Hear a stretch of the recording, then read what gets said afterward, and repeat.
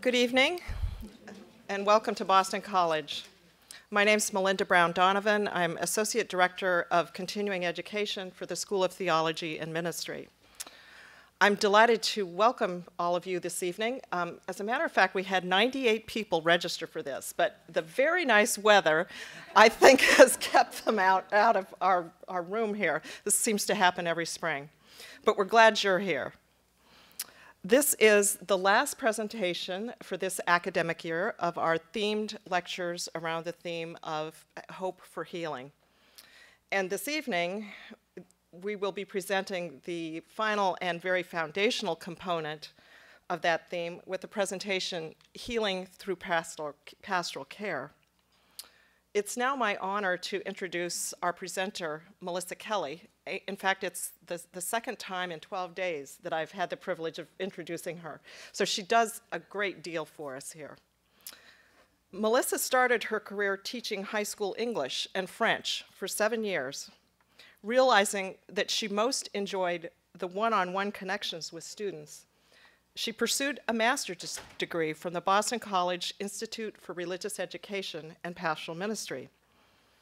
This degree led her to 14 years as a campus minister at both Emmanuel College and Boston College. After completing her PhD in pastoral psychology from Boston University, she served on the faculty of Weston Jesuit School of Theology in Cambridge. Melissa now serves as Associate Professor of Pastoral Care and Counseling and Contextual Education at the School of Theology and Ministry. Her courses include Death and Dying, Grief and Loss, and Grief and the Bible, a course which she co-teaches with a member of the Old Testament faculty. Melissa is a fellow and nationally certified pastoral counselor through the American Association of Pastoral Counselors. She's also certified in thanatology, death, dying, and bereavement through the Association for Death Education and Counseling, the primary organization in the country for bereavement researchers, educators, and clinicians. She is the author of Grief, Contemporary Theory and the Practice of Ministry, published in 2010 by Augsburg Fortress Press. Please join me in welcoming Melissa Kelley.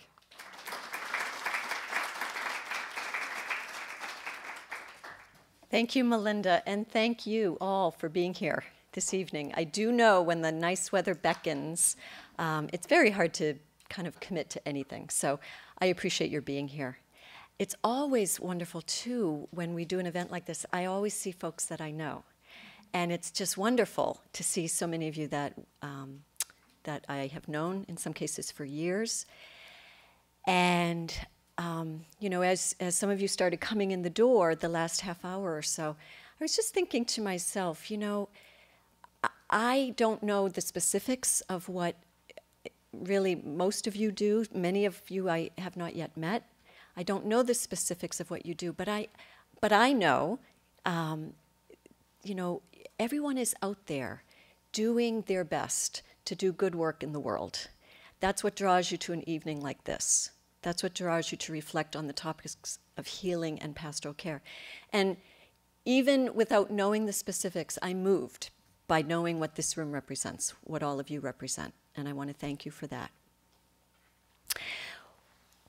In ministry settings and in schools of ministry such as this, we talk about pastoral care all the time. Not always with a whole lot of specificity. It's one of those words or phrases like community that we tend to use and don't always know exactly how we're using it or if others understand how we're meaning it. Pastoral care is also frequently described as a ministry of healing. Well, healing is another one of those words. What precisely does that mean? To call pastoral care a ministry of healing, how do we understand that, and how do we understand how such healing might actually occur? So tonight what I would like to do is offer some thoughts that invite us to look at that, that phrase, pastoral care as a ministry of healing. Some of what I offer will no doubt be familiar to us from years of study, from your practice. I'm also going to offer some newer ways that some folks are talking about pastoral care today. First, though, I think it's helpful to clarify some of the terms that we're using. So pastoral, we know, derives from the Middle English and then the Latin pastoralis, meaning the shepherd, the pastor, the herdsman. And so for the Christian, the ultimate model of pastoral care, of course, is the Good Shepherd. What do we mean by pastoral care? This is a definition that I find very helpful and very moving to me. This is by Jean Stevenson Musner, who says pastoral care is an outreach of compassion, often accompanied by an action of care. The compassion comes first. It's grounded in compassion. And then often, but perhaps not always, there's some sort of action that attaches to it. And she says the action might be as ordinary as offering food to someone who's isolated and lonely, or as complicated as intervening in a medical crisis. Whatever the form of care, this outreach of compassion is grounded in a faith community. It's done as part of or on behalf of a faith community. Who offers pastoral care? Well, of course we know, like probably many of you in the room, we often think of it as the work of the religious leader, the priest, the lay ecclesial minister. And of course, this is an essential part of all of those roles. But it's not restricted to them, of course. Pastoral care is also often the work of all the faithful. So I'm sure many of you are in parishes or faith communities where there are lay visitation programs or bereavement support groups. That's an important part of pastoral care, usually done with some training. What we are all doing in pastoral care is being present to one another at the important times of life and sometimes the ordinary moments of life. So of course, pastoral care is called for in times of joy and celebration. You know, we're on hand for baptisms and weddings, etc. But often, as we know, it's needed when folks are really struggling and suffering, when they've experienced sadness or crisis or loss or transition, or they're making important decisions, or relationships are faltering or ending, etc. This is where healing may be especially needed. So this will be my primary focus tonight, those moments that call for healing. And clearly at such times, we do want to begin with compassion. That is the essence of what people need and what we're called to offer.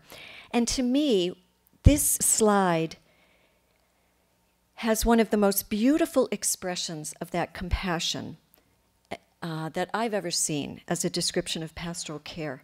Milton Vahey is a pastor, and he describes his own mentor as someone who cast the bread of gentle compassion upon the troubled waters of other people's lives. I just think that's beautiful.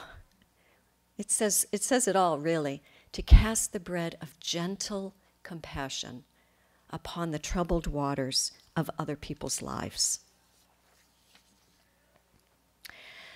So with this understanding as sort of a little bit of a linguistic framework, what I would like to do now is invite us to think about healing. What do we mean when we say healing? And I have one visual aid tonight. It's a box of Band-Aids. Now, I'm not going to do what you might expect, like, oh, yes, you know, we put bandages on people's deep spiritual wounds. No, I'm going to do something different. I don't know if you all buy Band-Aid brand bandages, but a couple of weeks ago, I was brushing my teeth or something, and I was just kind of looking around for something to read, and I noticed, I looked down on the top of this box of Band-Aids, and lo and behold, do you know what the slogan is? You're going to be just fine. And there's an exclamation point. Could there be a more reassuring slogan for a Band-Aid company? You're going to be just fine. Exclamation point. Now, I don't know about you, but as I looked down at that, I thought, that's rather presumptuous of Band-Aid brand bandages. How do they know I'm going to be just fine? What do they know about my reason for needing these? And why the exclamation point? Well, of course, I think it no doubt reflects this desire we all have to believe that about ourselves, about those we care about, those we worry about. Everything's going to be just fine. So it's actually probably quite a clever motto, slogan for a bandage company. I'll pass it around so you can see it firsthand. And if you have need, there are actually bandages inside. So this actually may be exactly how some of us would think about healing, at least in some settings. Returning someone to a state of being just fine, or normal, or regaining health, or cure. Those are some of the ways we would probably think of healing, is at least physical healing. And in fact, those are some of the definitions we could find in the dictionary. These are some of the ones that I found. Healing is to restore to health or soundness, to set right, to repair, to restore a person to spiritual wholeness. So my question for us is this the goal, the work, the promise of pastoral care? To assure people that they will be cured, restored to wholeness, or just fine, exclamation point. That exclamation point just makes me laugh, as if it needed extra emphasis. Well, perhaps in some sense this is the work of pastoral care, but we clearly want to dig into that more. And so to help us dig into that, I'm going to look at healing through pastoral care first by talking about the what of it, the where of it, the when of it, and the how of it. So first, what might pastoral care heal? Well, we know, and I'm sure you all know from your work, that in times of loss or suffering or crisis, many people describe that experience as something like brokenness. And sometimes people actually use those words. Things feel broken. After a relationship ends, people might say, I've had my heart broken again. Or, my dreams have been shattered, broken. Or the stories, the future, someone thought was laid out in front of them, gone. It's all in pieces. These are words that I frequently hear people use at a time of loss. Everything is in pieces, shattered, fragmented, broken, destroyed. What can also be broken are one's images of oneself or others or even of God.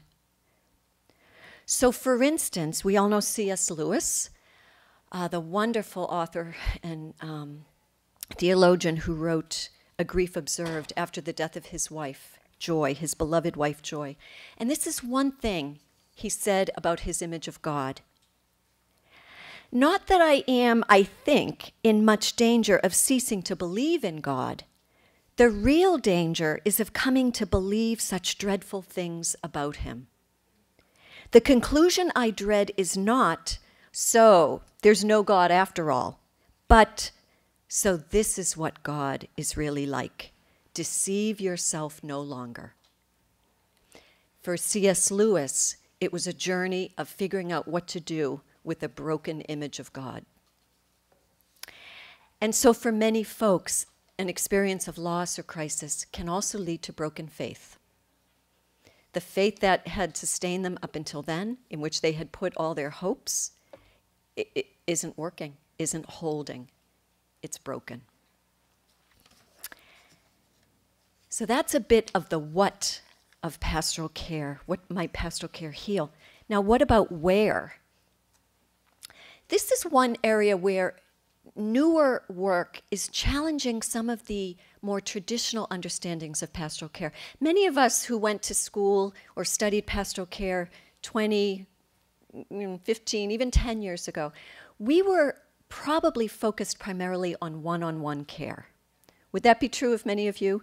What to say to the one individual who comes to you for help, or what to say to the one person in the hospital bed who's in crisis, or what to say to the one student whose family is falling apart. What we are realizing more and more is that pastoral care is bigger than, needs to be bigger than simply one-on-one care. We need to think systemically and structurally. That often the entity in need of care is a whole community, or a whole family, or a whole system, or a whole organization. That doesn't mean the individuals don't also need the care, but it's bigger than individuals, often. And we are being challenged to think globally more and more about pastoral care. As we become a global village, what affects one person on one side of the world in a very real way affects all of us. And so pastoral care needs to move out of whatever sort of parochial limitations we might have once had, and at least cognitively understand that this connects with what is happening throughout the world. And it also connects to the natural world. Now, a word about when might pastoral care heal. Obviously, we know that after the fact, after there's been a significant event, there's a need for pastoral care. And that's probably where most of us do most of our work, after the fact. But more and more, I think, we need to challenge ourselves in terms of how can we anticipate and even stave off suffering in the first place. And I'd like to illustrate that point with two different experiences that I find incredibly painful, that I think we have not yet done enough as a community of faith to address. The first is what I call the grief born of injustice, and the second is domestic violence. And my point in bringing this to us as part of this presentation is to help us just to recall that comfort after the fact may be of poor consolation to someone whose grief or suffering never needed to happen. And so part of our offering pastoral care may actually be to work ahead of time on the front lines to prevent certain sorts of suffering. It's a different way of thinking about pastoral care. So what I mean by the grief born of injustice is grief that is due in whole or in part to injustice, perhaps because it's caused by unjust actions or inactions of others or of groups. It's grief that's not part of the natural order of things. You know, for instance, when my wonderful grandmother, who I still miss, died at 104 a couple of years ago, that was part of the natural order of things. There was absolutely no shock or no regret that she had not lived her life fully. But we know that that's not always the case. Some grief occurs that never needed to happen. It was preventable. And I'm sure you can think of a million examples, and you probably work with folks who have experienced the grief born of injustice. But let me give you what to me is always just the most horrifying example, which is people dying of starvation. And we know that 1.2 billion people live on $1 a day or less in our world. And then if you look at that third bullet down, this is the kicker for me. While worldwide food production is sufficient for feeding the world's population, someone dies of starvation every 3.6 seconds. How can that be, right? And we know this statistic, but how can that be? Where there is enough food. So to me, this is the ultimate example of the grief born of injustice. that all of those grieving parents whose children die of starvation or die of unsanitary conditions or lack of access to clean water, all of that grief was preventable. So, another painful example is domestic violence. We know these statistics probably pretty well too, that in this country, 85% of the victims of domestic violence are women. And if we think just about women for a moment, 1 in 4 will experience domestic violence in her lifetime. So if we just look at ourselves in this room, and we just crunch the numbers, many of us in this room are going to be affected by domestic violence, or already have.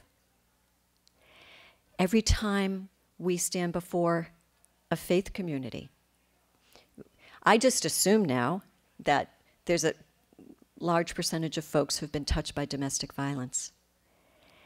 Now, the good news is the U.S. bishops have actually produced wonderful materials speaking out about domestic violence with sample homilies, etc. The bad news is a lot of people don't seem to know about that. And I have to say, every year when I teach anything, I try to bring domestic violence into just about every course I teach because I just think it's such a horrible crisis. And every year I have to say, and it kills me to have to say it, but I always have to say to the students, I have yet to hear a homily or a reflection on domestic violence in a faith community. Now, that doesn't mean, of course, they're being given. I'm just not there. But in the places where I go, I have yet to hear it. Never, never, never, never have I heard anyone speak out about domestic violence. So when we talk about pastoral care and comfort and compassion and the action of care, what is it we need to do, we must do, we can do on the front lines ahead of time to avoid having to offer pastoral care to folks who've been victimized in these ways? So we can think of this, what I would call it is prophetic pastoral care. They're not, there was a day I think when we used to think, some of us are called to prophetic ministry, some of us are called to pastoral care ministry, and they're really very separate. Well, of course we know that's not true. It's all of a piece. Again, how does one offer pastoral care to someone whose grief or suffering was preventable? So I would like to propose that when pastoral care happens is sometimes ahead of time, anticipating, working for justice, structural change as part of care of others, healing ahead of time in a way. So now what I'd like to do is turn to the question of how pastoral care might heal. After the what, the when, and the where, how? How does it actually happen? Now, this is a tough one, right?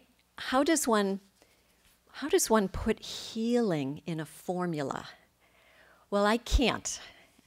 The best I can do is offer you 3 perspectives that I have come to find very, very helpful, valuable, that resonate with a lot of folks, either who have felt that these were helpful to them, or folks who in their own caregiving, find that these are effective and helpful. I have found these very helpful in my own work. The common denominator among these 3 perspectives is relationship. And we know from a lot of research in therapy and counseling, if you ask folks if they have found their therapy helpful or healing, among those folks who say yes, and then you say, well, what was it? Was it the technique? Was it the method? What was it? The vast majority of folks will say it was the relationship with the therapist, no matter what the therapist's method was. Now that's interesting because it sort of encourages people to move in psychology, to move beyond some of the wars about the best methods. I mean, methods matter, but what we are learning over and over and over and over and over again is that most people will say what was most healing was the relationship. They felt the care, they felt the compassion, they felt the trustworthiness of the other. So the first perspective I would like to offer you is coming out of this idea of brokenness that we mentioned a few slides ago, that for many people, an experience of suffering or crisis can feel like brokenness. And so the first perspective on how pastoral care can heal is that the pastoral caregiver, whether it's an individual caregiver or the community, can create what can feel like a holding environment for the person who feels broken. Now, if you have ever broken anything that you've loved and it shattered into pieces, what's the first thing you often want to do?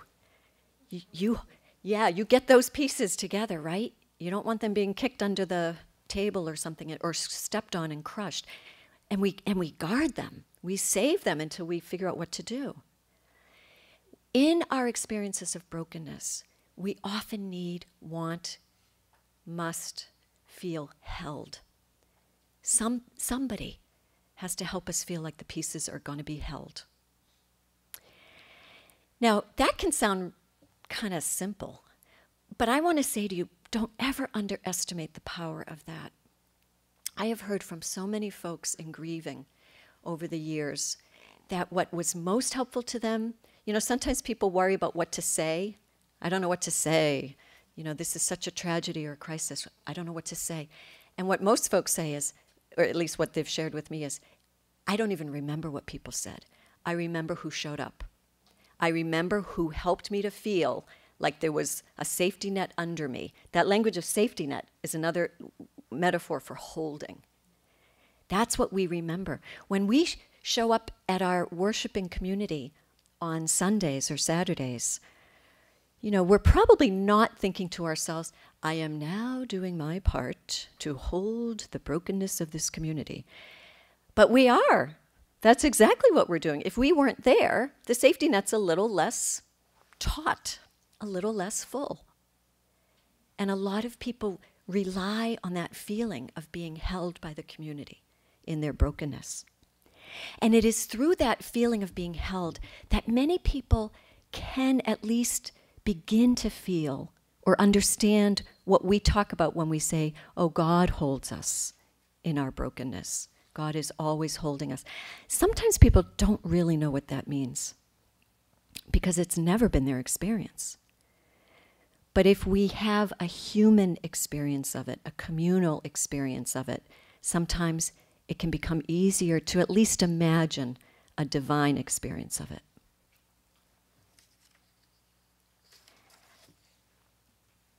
The second perspective I'd like to offer draws on the work of Merle Jordan, who I consider one of the most significant pastoral psychologists of our day. He's the author of several important books on exactly this, how healing occurs through pastoral counseling in particular.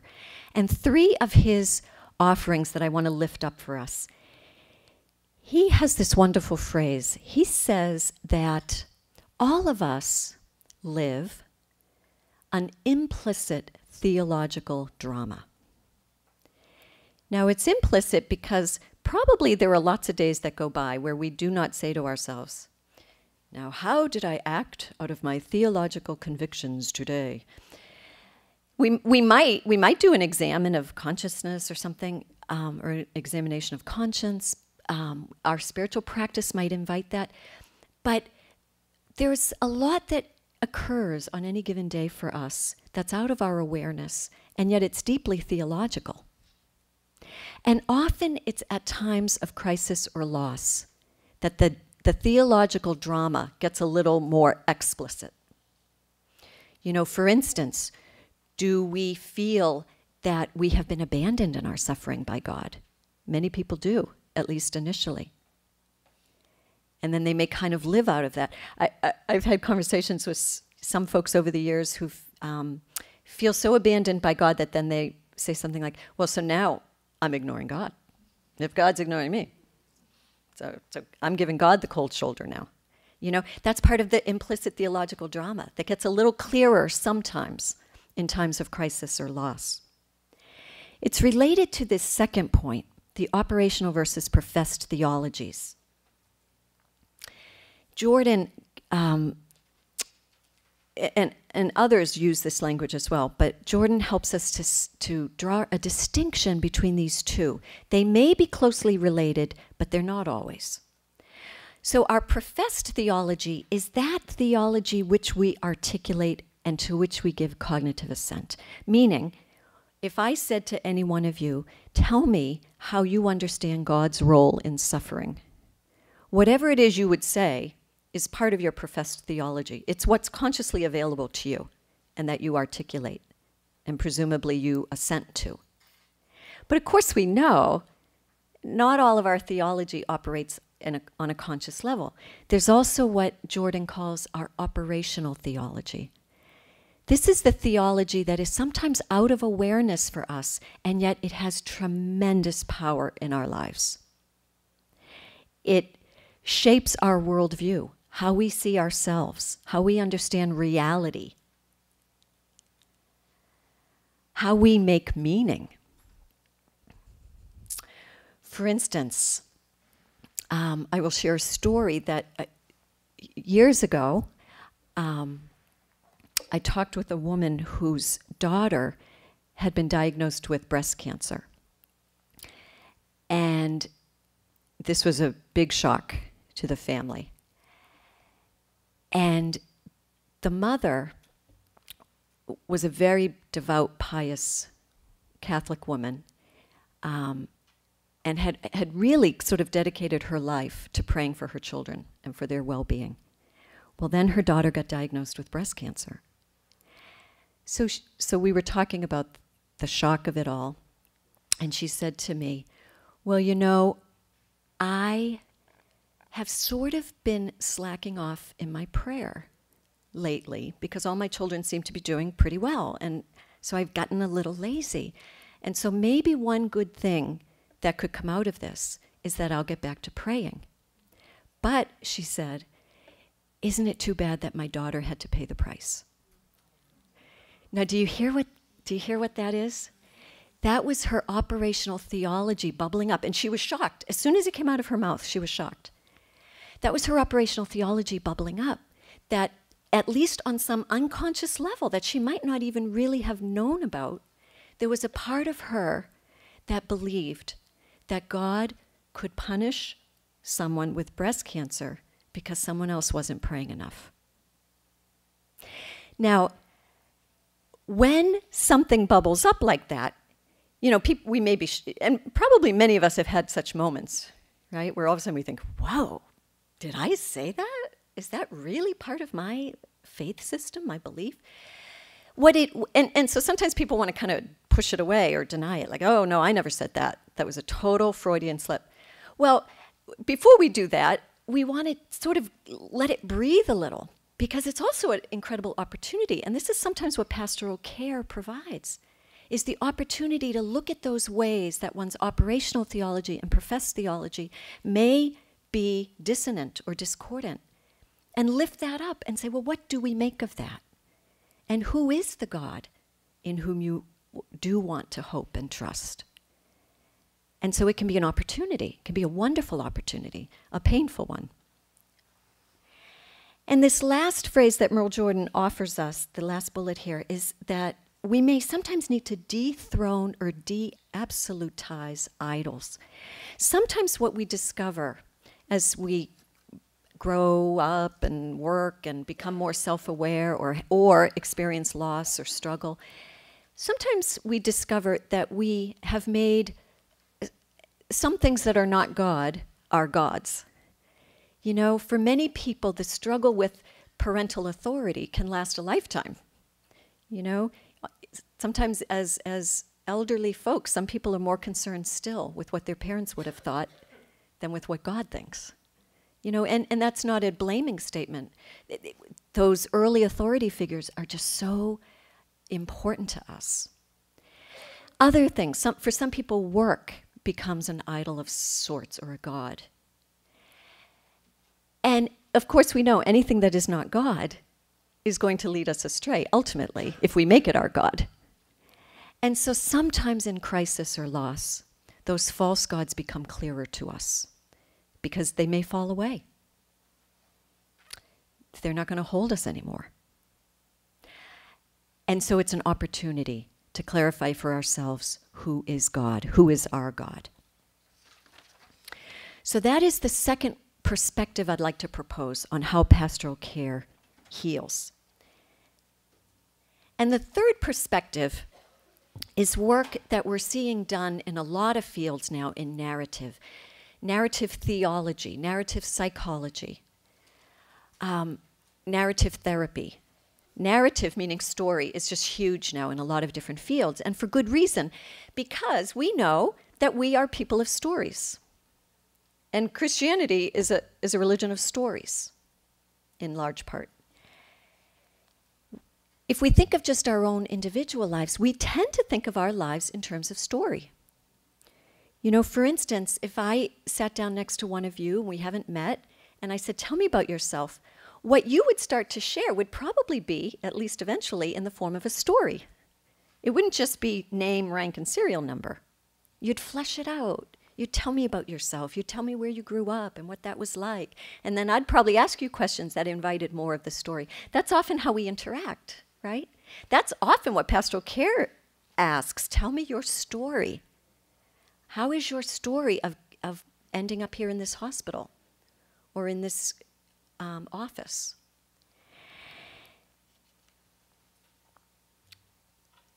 Stories are so significant in pastoral care because stories often contain and articulate the meaning of our lives.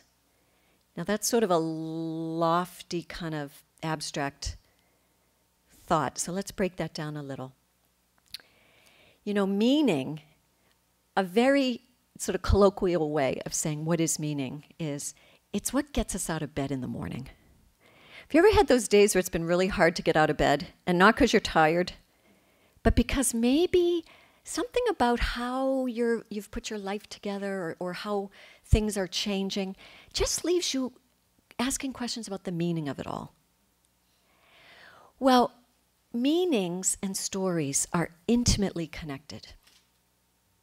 You know, if I describe what is of most value to me, well, how did that become of most value to me?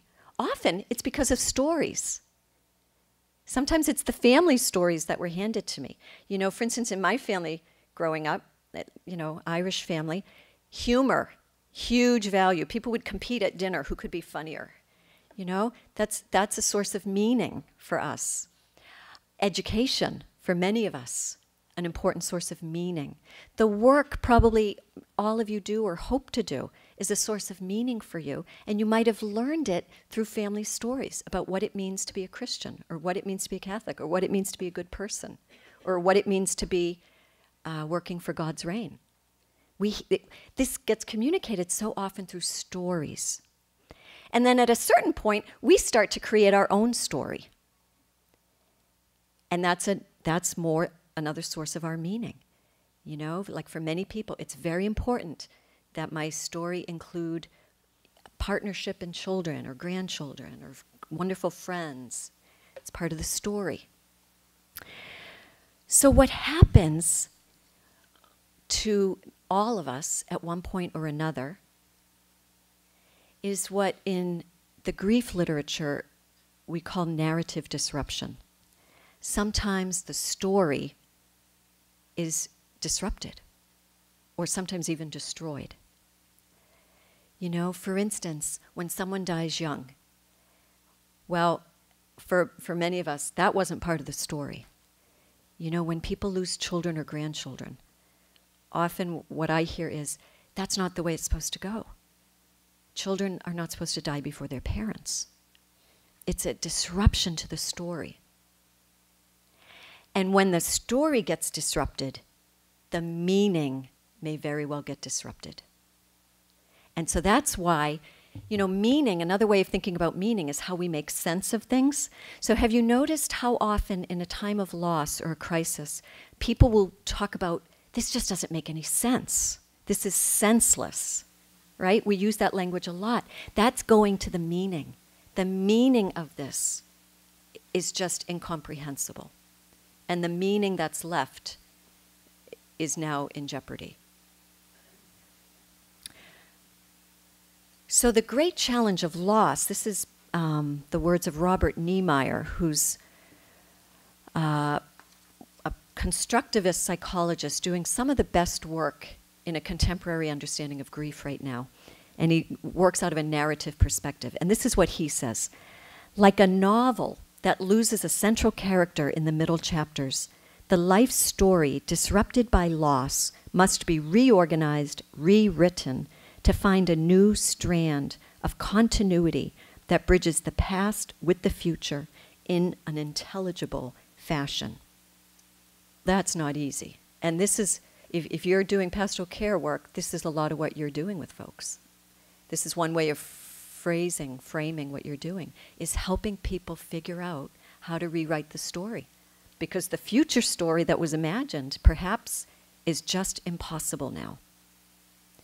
You know, if someone always imagined, oh, you know, I'm going to work until I'm 70, that's when I'm going to retire, and that's when the good times will begin, and then they're struck with a terrible illness in their 50s and never got to have the good times. Well, that's a difficult future story to rewrite. So, how do we work in this area with folks?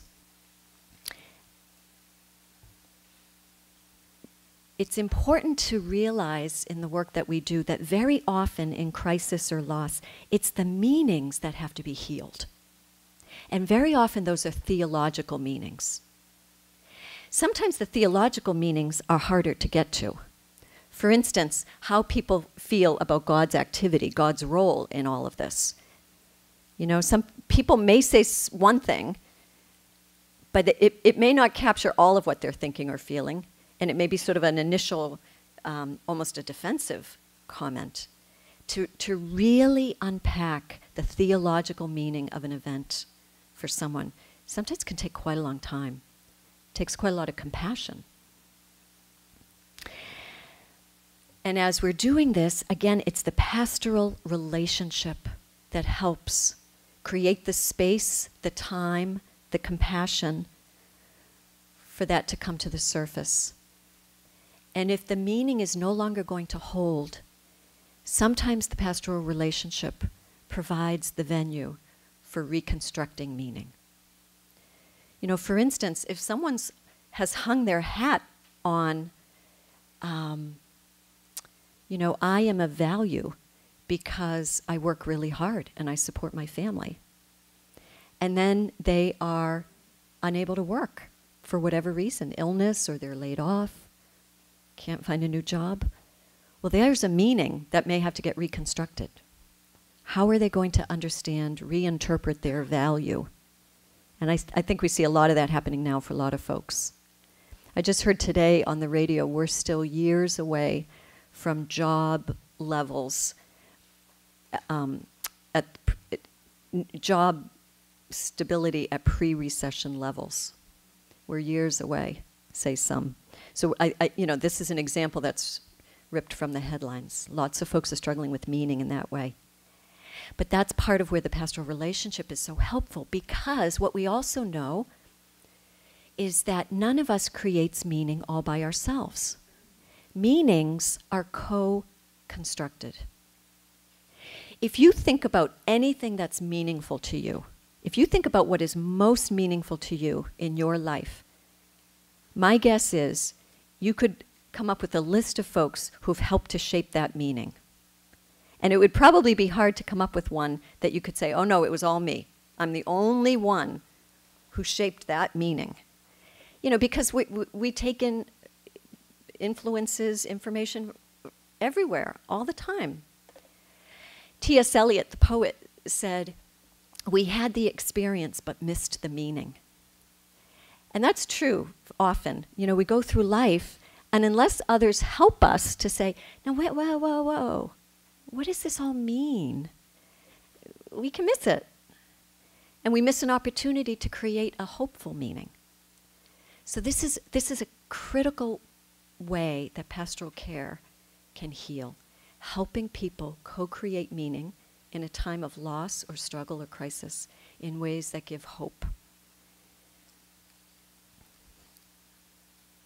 So to recap these three perspectives, I would propose that the goal of all of them is actually similar. Through pastoral relationship and connection with the faith community, we come to know more deeply and fully the love of God in Christ for each one of us. And ultimately, that is our greatest source of healing. God's love in Christ is what ultimately holds us in our brokenness. It is what is ultimately truthful, as opposed to sometimes our operational theology. And it is the source of ultimate meaning.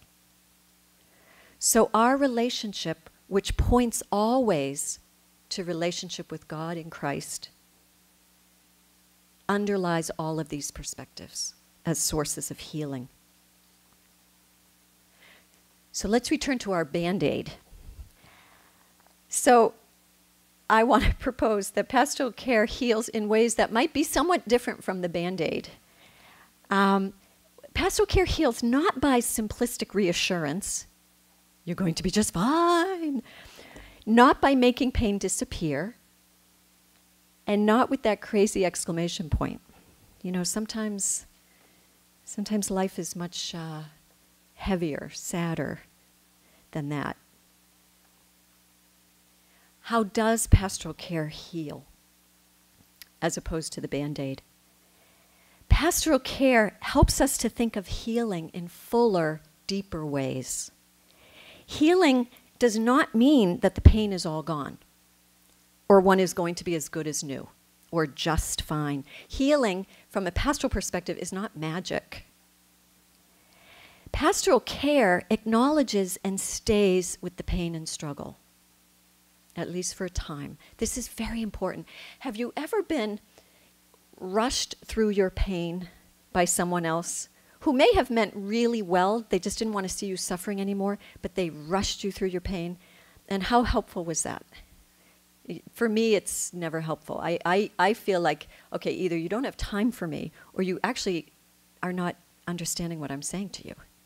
And neither one of those feels good. It's hard to believe that we're coming up on the 10th anniversary of 9/11, isn't it? For me, it's shocking that it's been almost 10 years. But I remember vividly going to a prayer service that night. And some of you may have had to preach that day or the next day. And who would have wanted that assignment? I sure would not have. And so I have nothing but sympathy for the person who I heard preach. But my struggle was with the passage he chose. He chose to preach on, "Let not your hearts be troubled." Now for me, that just totally missed where I was at. I mean, people were still desperately trying to find out if their loved ones were alive or what the heck was happening. And to invite us not to let our hearts be troubled just felt like a disconnect. Under terrible circumstances, I have nothing but sympathy for the fact that he had to come up with something that day. But it is so important when we're able to stay with the pain and acknowledge it, because that's where so much can be happening that we will then be working with. The narrative disruption, the experience of brokenness, the operational theology bubbling up in disturbing ways, etc.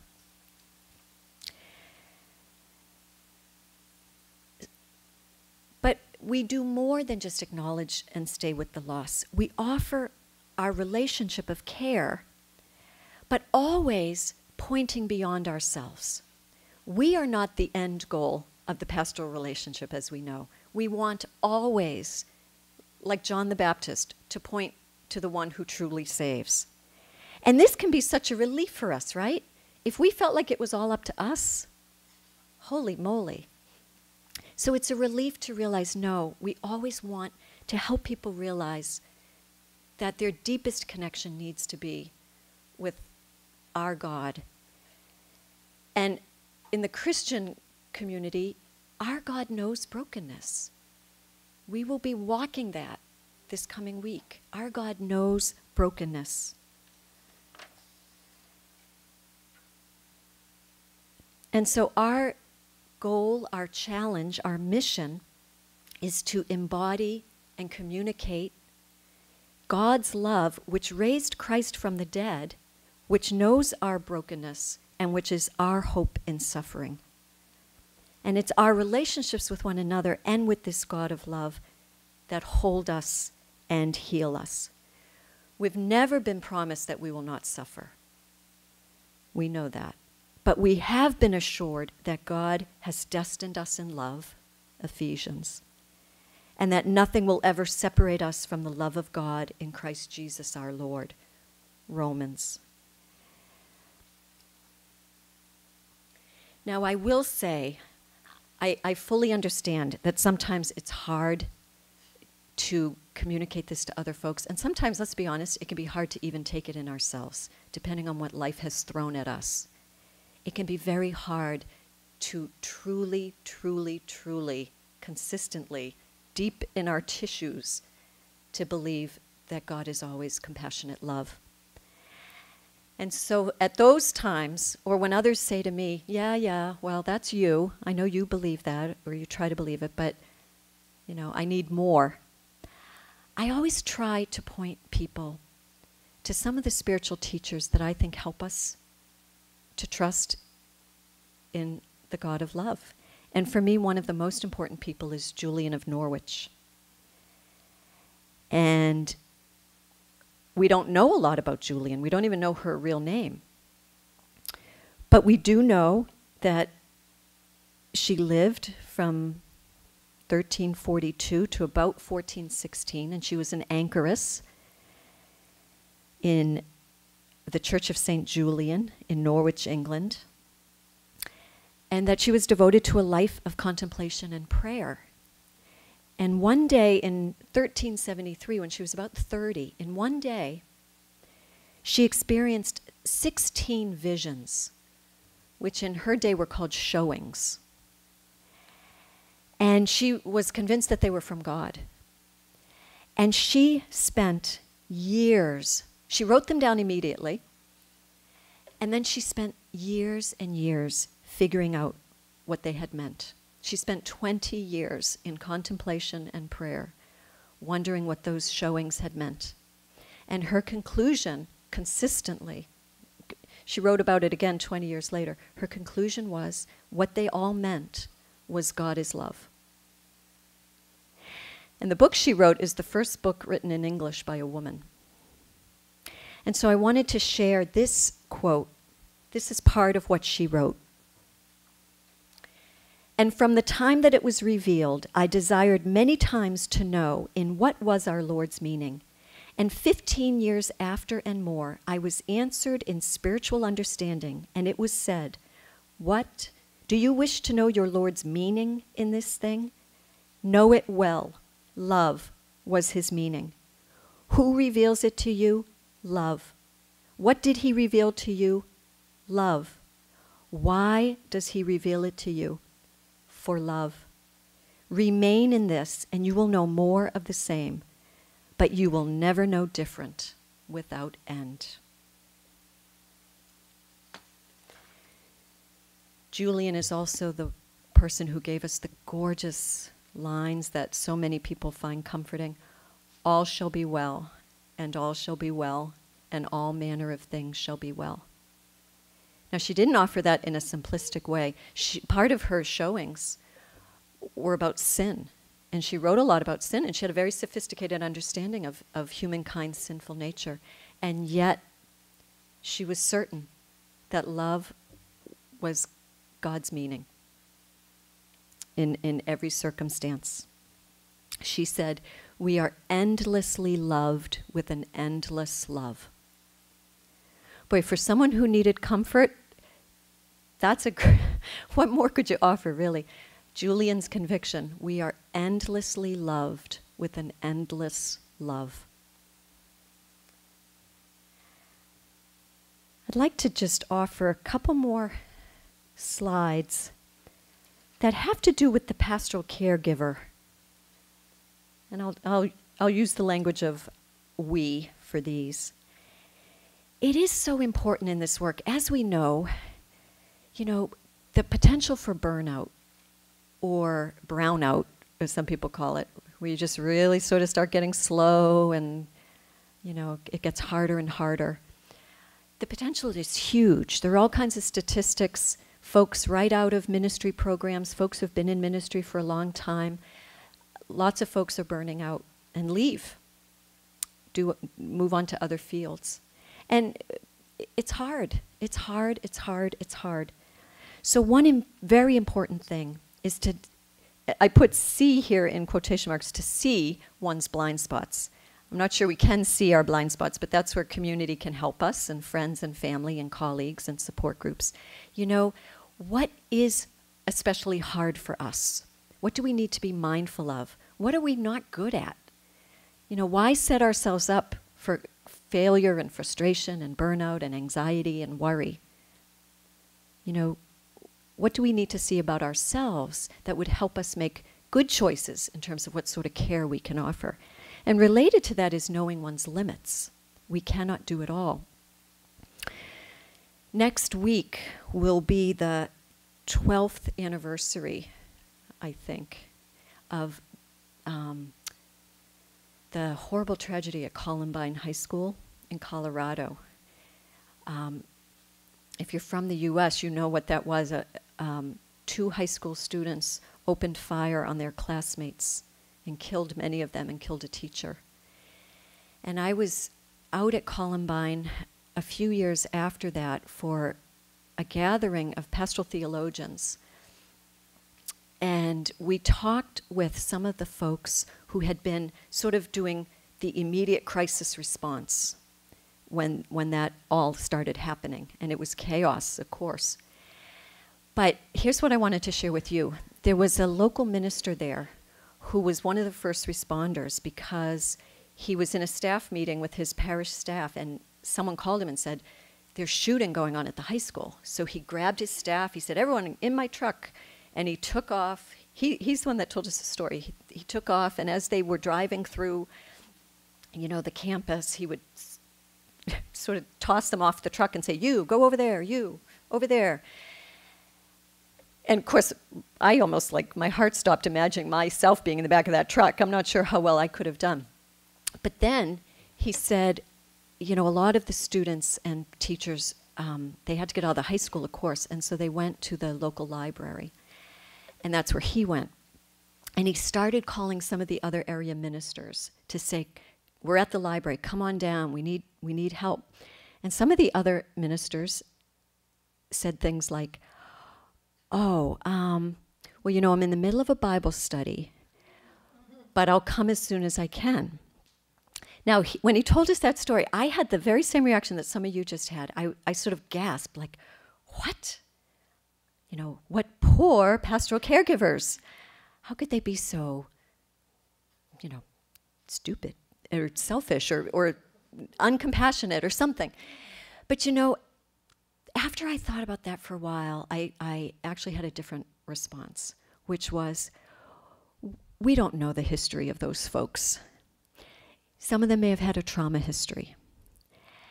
And folks who have been exposed to a lot of trauma in their lives, or high stress, or really painful losses, sometimes they cannot be first responders. They cannot, and they should not. It's not their gift. It can be re-traumatizing. And nobody benefits from anyone being traumatized. It's not noble to be re-traumatized. It's not more noble than to say, I just can't. You know, there was plenty of work to do after the fact. So I share that with you as just a reminder that pastoral care is not one size fits all. We do have to know our limits. We do have to know our blind spots and our histories. And we need to care for ourselves, of course. And we need to be part of networks of care. Jean Stevenson Musner, who gave us that nice definition of pastoral care at the beginning, she also does a nice piece in one of her writings on the Good Samaritan, the parable of the Good Samaritan. And she points out that the Good Samaritan relied on a network of care to care for the wounded person, as symbolized by the innkeeper. And the Samaritan continued his journey.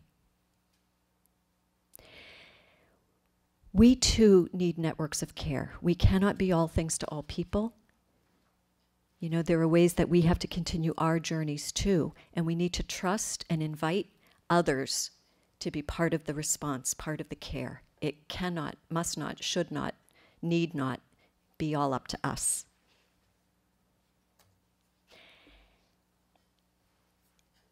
There's a very common phrase used in all kinds of therapy and psychology and counseling circles that the best thing to do, and pastoral care talks about this too, is to be a non-anxious presence. Are we familiar with that phrase? I'm not sure I know anyone who's ever been a total, because sometimes people are anxious. Am I being non-anxious? Or am I communicating anxiety? You know, it kind of stresses people out. But what I want to propose is, you know, we also want to be in touch with our own anxiety, if there is any, about ourselves, about our lives, and about our relationship with God. How can we feel more trusting, hopeful, confident, secure in God's cherishing love for us? So I share this beautiful passage with you. I think if we prayed this all once a day, we'd perhaps all be floating on cloud 9. These are the words of a spiritual director in France in the 19th century, Abbé Henri de Tourville. And he says this, and the words I think are quite resonant with Julian of Norwich. Accustom yourself to the wonderful thought that God loves you with a tenderness, a generosity, and an intimacy which surpasses all your dreams. Give yourself up with joy to a loving confidence in God, and have courage to believe firmly that God's action toward you is a masterpiece of partiality and love. Rest tranquilly in this abiding conviction.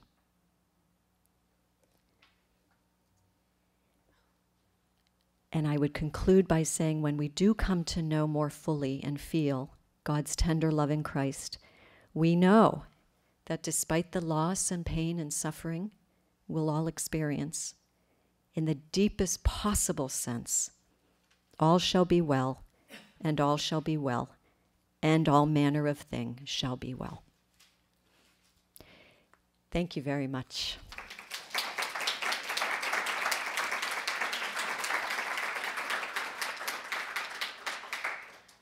I'm going to go back to that slide. Some of you were writing that down, right? There you go. We have time for a few comments or thoughts or questions. And we have a microphone. If you do have anything you'd like to offer, we ask you to speak into the microphone. I'd love to hear your thoughts.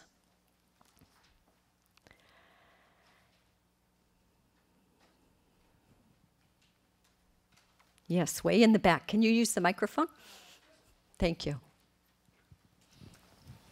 Just grateful that you brought in so much scripture and so much the necessary suffering involved in pastoral care. Thank you very much. It was beautiful. Oh, thank you very much. I appreciate that. Who has a question or a thought to add? Yes.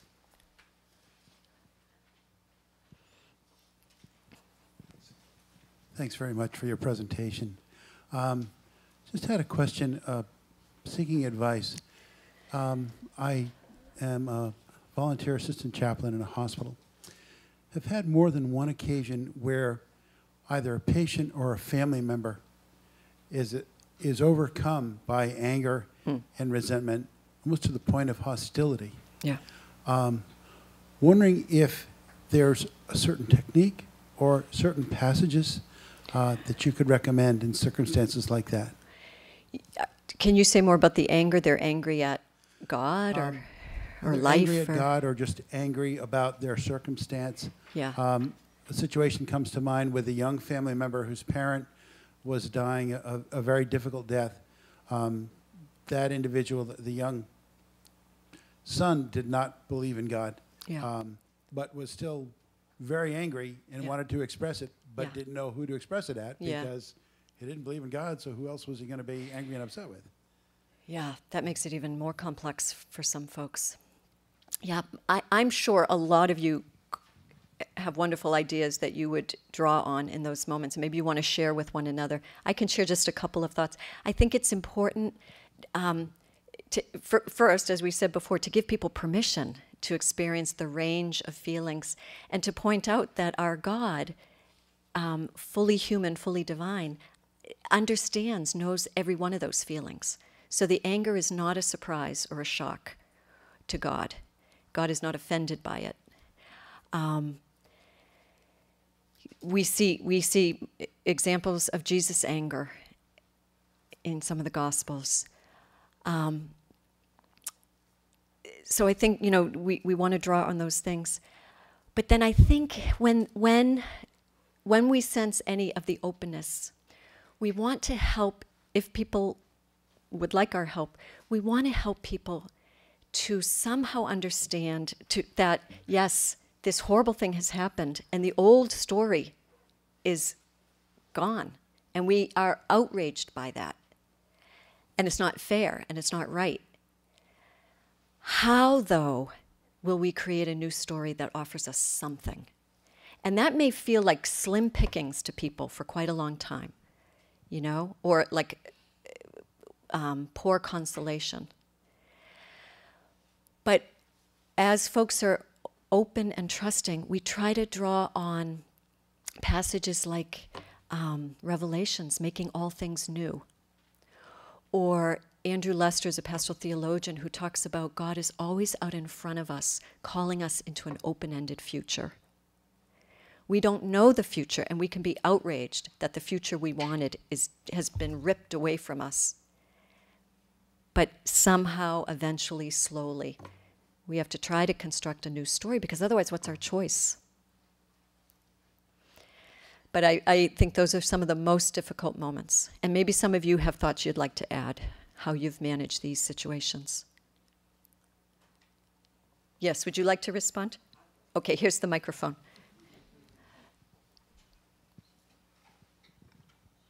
When I've had a patient or a family member... Is the microphone on? Okay.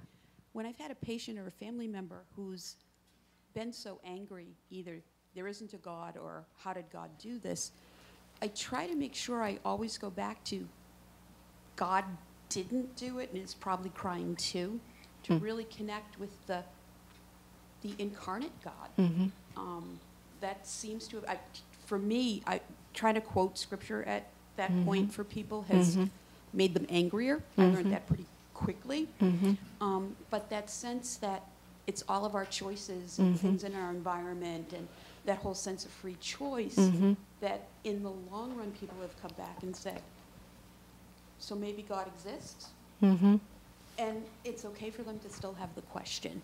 Yes. And not try to answer it. That's right, because how can we answer it? Yeah. Thank you for that. I'm just remembering another sort of technique that some people find helpful is sort of a guided imagery that,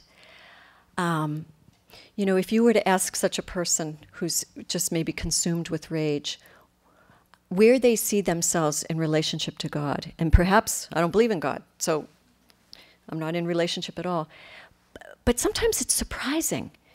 Sometimes people who are incredibly enraged would say, when asked to sort of image it, would say, well, God's right here, and once I work through my anger, we'll be all right.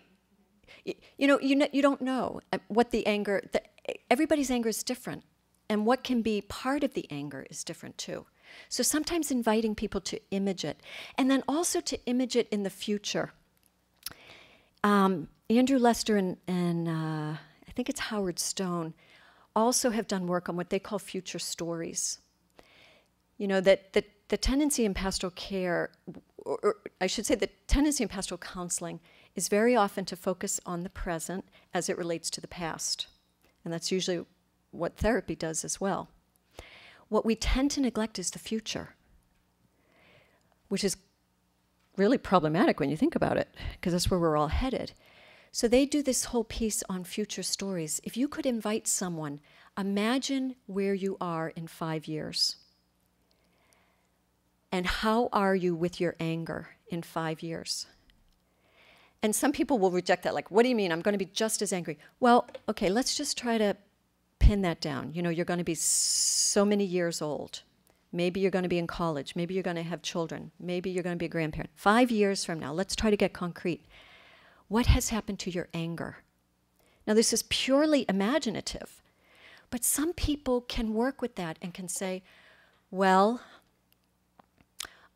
I'm not so angry anymore. I've made peace with my anger. And then you say, well, how did you get there? And not everyone can do this, but some people can. They'll get into it like, all right, well, I think I took a break from religion for a while. Or I just wanted nothing to do with God for a while.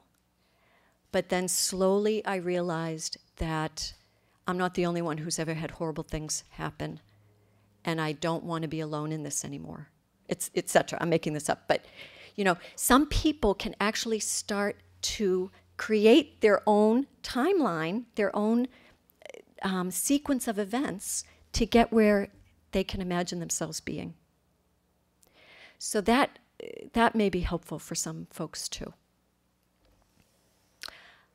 Yes, way in the back. We'll take just a couple more. I promise I'll wrap up in a few minutes. I read once the biography of Princess Diana. So this made me think of it. So when she died, it was early morning. Yes. And when they knew about it in the palace, the queen didn't want the children to know. One was 13 and the other one was 9. And so Prince Charles went to France. Meanwhile, when the children woke up, the grandmother, The queen. the queen went to tell them, your mother died. Now, remember, you are royals. Oh. No tears. Oh. No grief. Oh. No grieving. Instead, she sent them all day hiking in Scotland, all day. And when they came the next day, she was pleased. She didn't know they cried or not. Then she said to them, now you may enjoy when people are going to drop all the flower in front of the palace, you may enjoy the note, and while reading what people were putting for your mom, then you can try to heal yourself and be graceful to people, but remember, no tears. Oh, my. How do you explain this? Yeah, well, there are so many different cultural expectations about grief, what grieving is supposed to look like. And royalty perhaps is its own culture. I guess it is. So yeah, this is just a bit of an aside about grief. We do know that not everyone experiences grief primarily in an emotional way, that for some it is primarily emotional, and so tears might be incredibly important and inevitable. For some people, their primary experience of grief is more cognitive. And so sometimes we see folks not crying, and we may judge that, right? Like, oh, I guess she didn't really care. And there could be a lot of things going on. But we would want people to have the freedom to grieve in whatever way they need to. Thank you. How about, yes, can you wait for the microphone?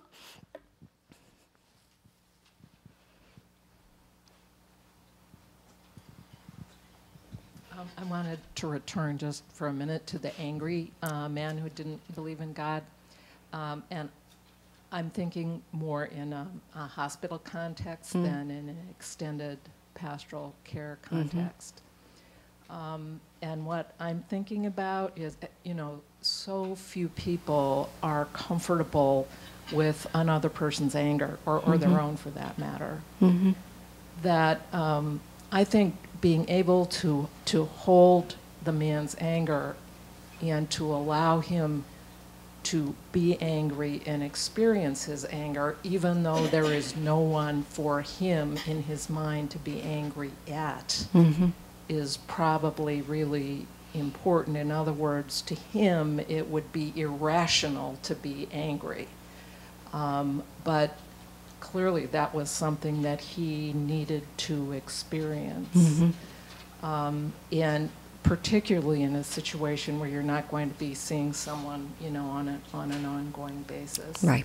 I just, it may be elementary, but I feel as though it's important to, it's just important to say that anger and sorrow and tears are so closely related. You know, it's entirely likely that the anger is something that he needed to express in order to reach his sorrow. So I hope that might be helpful. That's well said. Thank you. And how about one more over here? When you had mentioned about getting into the work mode and forgetting a lot of the things that we do, we just function into a role.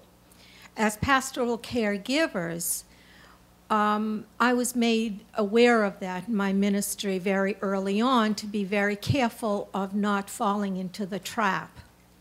For the past 10 years, with the victims of child abuse, I've dealt with that a great deal.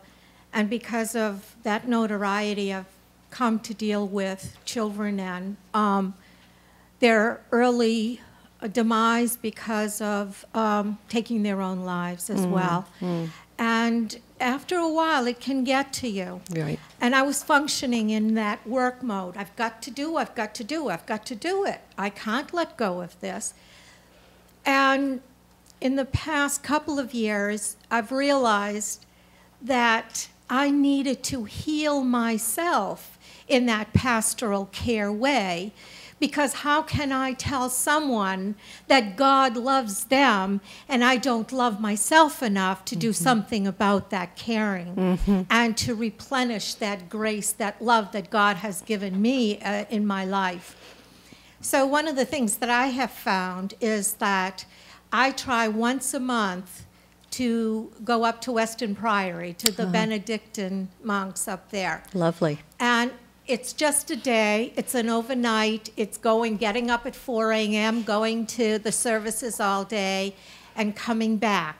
But it's connecting back to my God, who has given me that strength to share and to be pastoral to others. Yeah. So we really need to be cognitive of the fact that we need to care for ourselves first before we can do much for others. That's right. And it's not a selfish thing, it is a necessary thing. It's a survival thing.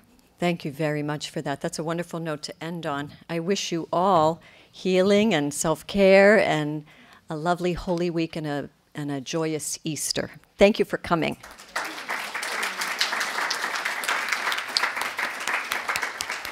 Thanks very much, Melissa, for all these, all that we have to ponder and these rich perspectives on pastoral care. And thanks to all of you for coming. If you didn't get this handout at the table, there are more there. These are our summer events that are coming up. Colleen Griffith will present the Underhill Lecture on Practical Mysticism. These are all in July. The Shanleys will offer a workshop on living an integrated life of nonviolence and sustainability. And our third annual Mary of Magdala Day celebration will have a lecture by Carolyn Osiek. So I hope we'll see you this summer at some of our events.